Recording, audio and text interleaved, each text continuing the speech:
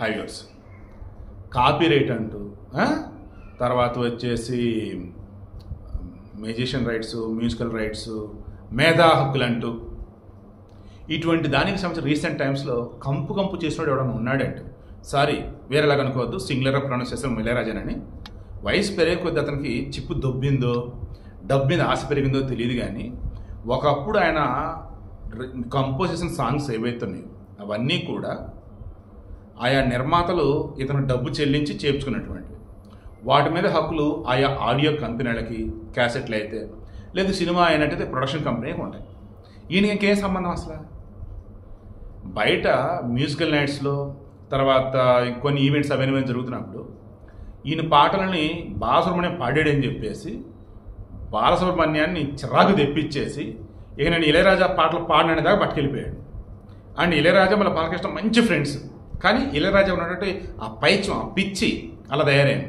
అది అయిందా, ఇక ఆ తర్వాత వచ్చాడు మొన్న మధ్య కేరళలో ఏదో cinema, super double hit cinema, ఈయన సాంగ్ ఏదో వాడారని చెప్పేసి హమ్ చేస్తూ అక్కడక్కడ దానికి నోటీసులు వచ్చేసి మేధా హక్కులు అంటూ వాళ్ళ దగ్గర డబ్బులు రాబట్టాడు. వాళ్ళు చెప్పారు, అరే నాయన ఆడియో రైట్స్ ఉన్నాయి కదా వారి దగ్గర వాళ్ళ దగ్గర మాట్లాడద్దంటే, ఆడియో హక్కులు వాళ్ళవేనమ్మా, బట్ సంగీతం ఎవరు కొట్టింది నేనమ్మా, మరి మేధా హక్కులు కదమ్మా, నాకు కొంత ఇవ్వాలి కదా, అడుక్కోవటం అది ఒక రకంగా.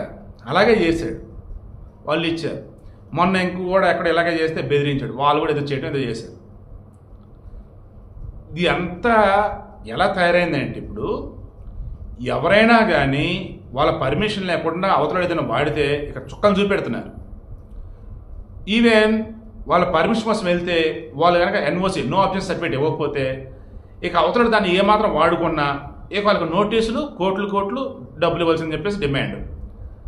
ఈమె వచ్చేసి బియాండ్ ది ఫెయిరీ టేల్ అని చెప్పేసి ఈమె వెడ్డింగ్కి సంబంధించి నెట్ఫ్లిక్స్లో ఎవరికో ఇచ్చేసింది. దెన్ వాళ్ళు మొత్తం కూడా షూట్ చేశారు, అంతా అయిపోయింది. అది జరుగుతున్న మూమెంట్లోనే ధనుష్ ఆల్రెడీ నోటీసులు ఇచ్చాడు. ఏమని, నేను రౌడీని సినిమాకి సంబంధించి విజయ్ సేతుపతి, ఈమె హీరో హీరోయిన్లు, డైరెక్టర్ వచ్చేసి విఘ్నేష్ ఈమె భర్త, అవి కొన్ని వాడారని, దానికి సంబంధించి మీరు కనుక ప్రజెంట్ చేయాల్సి వస్తే ఆ జనాన్ని చూపిస్తే నాకు ఇన్ని కోట్లు డబ్బు ఇవ్వాలని చెప్పేసి అన్నాడు. వీళ్ళు కాదు కూడదన్నారు, మొత్తాన్ని రిలీజ్ చేశారు, కోర్టుకి వెళ్ళాడు. అయితే దాన్ని ఇంకా తీర్పు ఏమొచ్చి నాకు ఐడియా లేదు, స్టిల్ నడుస్తున్నట్టు. ఈ మూమెంట్లో ఇదే నయనతారకి ఈసారి చంద్రముఖి సినిమాలు పంపారు. వాస్తవానికి చంద్రముఖి టీం దగ్గర నుంచి నో ఆబ్జెక్షన్ సర్టిఫికేట్ తీసుకున్నారంటే వీళ్ళు, NOC. But same Ilaiyaraaja type అనమాట. ఇళయరాజా ఓ సినిమాకి కంపోజ్ చేస్తాడు, సాంగ్స్ ఉన్నాయి, ఆ సాంగ్స్ మేము వాడుకుంటామని చెప్పేసి ఆ ప్రొడక్షన్ హౌస్ దగ్గర, ఆ నిర్మాత దగ్గర యువతలు వాడుకున్న వాళ్ళు నో ఆబ్జెక్షన్ సర్టిఫికేట్ తీసుకున్నారు. బట్ ఇళయరాజా ఏమంటాడు, హలో కొట్టింది నేను, మ్యూజిక్ కాడ మేధా హక్కులు మరి నాకు ఉంటాయి అంటూ కొంత డబ్బులు ఛార్జ్ చేసినట్టు ఏబీ ఇంటర్నేషనల్ సమ్ ఎవరికి ఇచ్చున్నారంట చంద్రముఖి సినిమా సంబంధించి అన్ని రైట్స్.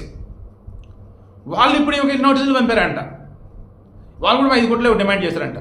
అసలు బియాండ్ ఫెయిరీ టేల్ ఇది ఉంది కదా ఆ సినిమా, వాళ్ళ వెడ్డింగ్కి సంబంధించి దానికి ఈమె తీసుకున్న డబ్బు ఎంత, దానికి సంబంధించి మాది కొంచెం వాడారు, మాకు ఎంత కోట్లు కావాలి, అంత కోట్లు అని చెప్పేసి అవతల అడుగుతున్నారే, అది మొత్తం లెక్కేస్తే ఎంత? నాకు అర్థం కాదు ఏంటంటే, ఇక్కడ నయనతార వల్ల అవతల ఇబ్బంది అన్న పడి ఉండాలి, లేదా నయనతార ఇక్కడ భారీగా డబ్బు అన్న ఛార్జ్ చేసి ఉండాలి. అంత భారీగా డబ్బు ఛార్జ్ చేసినప్పుడు అందులో మనం కొంతనే తీసుకుందని చెప్పేసి అవతల అనుకుంటూ ఉండాలి. ఒక మొక్క చెప్పి క్లోజ్ చేస్తాం. డబ్బు అన్నది ఈరోజు ఎవరికి చేదు కాదు.